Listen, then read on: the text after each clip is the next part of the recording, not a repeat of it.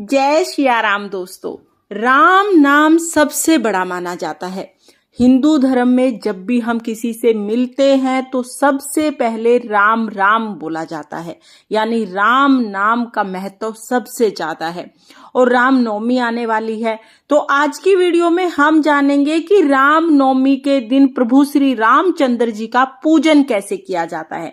देखिए, राम नवमी भगवान श्री रामचंद्र जी के जन्म दिवस के रूप में मनाई जाती है। शास्त्रों के अनुसार इस दिन भगवान श्री रामचंद्र जी का जन्म हुआ था। तो रामनवमी की पूजा हम कब और कैसे करेंगे, ये आज की वीडियो में मैंने बताया है। तो देखिए, रामनवमी के दिन बहुत सुबह सुबह पूजा करना अनिवार्य नहीं है। आप कन्या पूजन करने के बाद, माता रानी का पूजन करने के बाद आराम से 10-11 बजे तक भगवान श्री रामचंद्र जी का पूजन कर सकते हैं।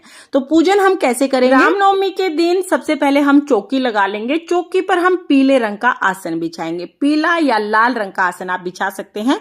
उसके ऊपर थोड़े से फूलों का आसन देकर भगवान श्री रामचंद्र जी को विराजमान करेंगे। तो रामचंद्र जी की फोटो या मूर्ति जो भी आपके पास है उन्हें आप विराजमान करें। रामचंद्र जी का जब भी पूजन करते हैं तो हनुमान जी का पूजन साथ में जरूर होता है। तो अगर आपके पास राम दरबार नहीं है तो भी आप हनुमान जी को जरूर विराजमान करें। के बाद थोड़े से फूलों का आसन देके गणेश जी को विराजमान करेंगे।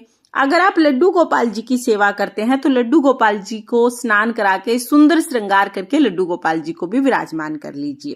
तो इस तरह से चौकी लग जाएगी।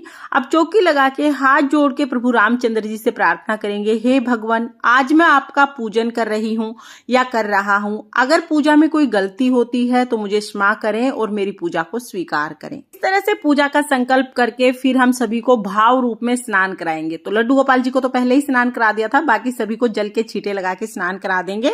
उसके बाद हम दीपक जलाएंगे। तो देखिए, रामनवमी है, आप चाहें तो 5, 7, 9, 11, 21, 51 कितने भी दीपक जला सकते हैं। और आप चाहें तो आप एक दीपक से भी पूजन कर सकते हैं। तो यहाँ पर हम देसी घी के या तिल के तेल के दीपक जला लेंगे। मैंने यहाँ पर 5 दीपक जलाए हैं। आप अपनी इच्छा के अनुसार कितने भी दीपक जला सकते हैं। उसके बाद देखिए, सबसे पहले हम गणेश जी का पूजन करेंगे। तो गणेश जी को वस्त्र स्वरूप कलावा समर्पित करेंगे, तिलक समर्पित करेंगे, चावल समर्पित करेंगे, फूल समर्पित करेंगे। गणेश जी का पूजन हो गया है। उसके बाद भगवान श्री रामचंद्र जी, लक्ष्मण जी, सीता जी, लड्डू गोपाल जी और हनुमान जी को सभी को हम वस्त्र स्वरूप कलावा समर्पित कर देंगे। सभी को तिलक करेंगे। और अगर आपके पास चुनरी है तो आप भगवान श्री रामचंद्र जी, सीता जी को चुनरी जरूर उड़ाएं या पीले रंग का कपड़ा भी उड़ा सकते हैं। फिर अगर आपके पास फूल है तो आप फूल समर्पित कर दीजिए। फूल नहीं है तो कोई बात नहीं, आप बगैर फूल के भी पूजा कर सकते हैं। तो यहाँ पर मेरे पास फूल थे, मैंने फूल समर्पित कर दिए। तिलक पर हम अक्षत जरूर समर्पित करेंगे। इसके बाद आप चाहें तो आप सीता माता को सुहाग का सामान समर्पित कर सकते हैं। सीता माता को सुहाग का सामान समर्पित करना बहुत शुभ माना जाता है। तो अगर आपके पास सुहाग का सामान अवेलेबल है तो आप जरूर चढ़ाएं, नहीं है तो कोई बात नहीं, बाद में आप इस सामान को स्वयं यूज कर सकते हैं। तो मैंने श्रृंगार का सामान चढ़ा दिया है। अब हम भोग समर्पित करेंगे। तो सबसे पहले गणेश जी को भोग समर्पित करेंगे, क्योंकि गणेश जी के भोग में हमें तुलसी नहीं डालनी है, इसलिए गणेश जी को अलग से भोग समर्पित कर देंगे। और फिर हम भगवान श्री रामचंद्र जी और लड्डू गोपाल जी, हनुमान जी, सभी को तुलसी युक्त भोग समर्पित करेंगे। आप भोग में कोई भी मिठाई, कोई भी ऋतु फल समर्पित कर सकते हैं। इसके साथ ही हो सके तो आप श्रीफल जरूर समर्पित कीजिएगा।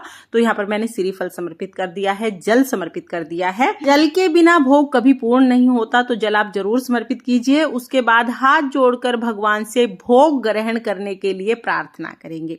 तो भोग हो गया है। फिर हमें दक्षिणा समर्पित करनी है। यथासंभव आप दक्षिणा समर्पित कर दीजिएगा। इस तरह से भोग समर्पित करने के बाद आप चाहें तो आप रामायण का पाठ कर सकते हैं, आप चाहें सुंदरकांड का पाठ कर सकते हैं, या आप रामनवमी की कथा भी सुन सकते हैं।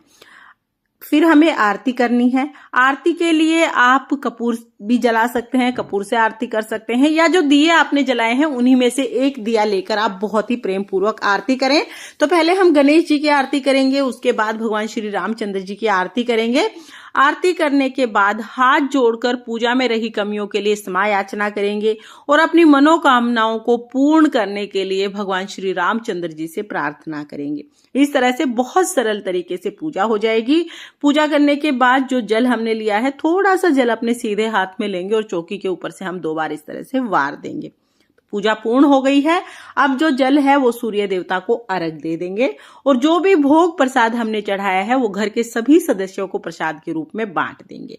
तो इस तरह से बहुत सरल तरीके से रामनवमी का पूजन किया जाता है। आप चाहें तो रामनवमी के दिन आप पूरे दिन के लिए अखंड दीपक भी जला सकते हैं, जिसे राम दीपक कहा जाता है।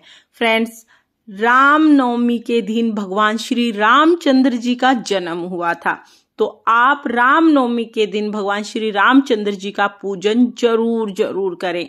और अगर आपके पास भगवान श्री रामचंद्र जी का फोटो या मूर्ति नहीं है तो आप प्रिंट आउट भी निकलवा सकते हैं। और रामनवमी के दिन रामायण घर में लाना बहुत शुभ माना जाता है। तो अगर आपके पास रामायण का ग्रंथ नहीं है तो रामायण जी आप रामनवमी के दिन अपने घर पे जरूर लाएं। इससे घर में सुख शांति और समृद्धि बनी रहती है। तो आपको आज का ये वीडियो कैसा लगा कमेंट करके जरूर बताना। और अगर ये वीडियो आपको पसंद आया हो, वीडियो आपके लिए थोड़ा बहुत भी यूजफुल हो, तो प्लीज वीडियो को लाइक कर देना। हम महिलाएं घर में तीज त्योहार कैसे करते हैं ये देखने के लिए मेरे चैनल को सब्सक्राइब कर लेना। फिर मिलते हैं किसी और वीडियो में, तब तक के लिए जय सिया राम, राधे राधे।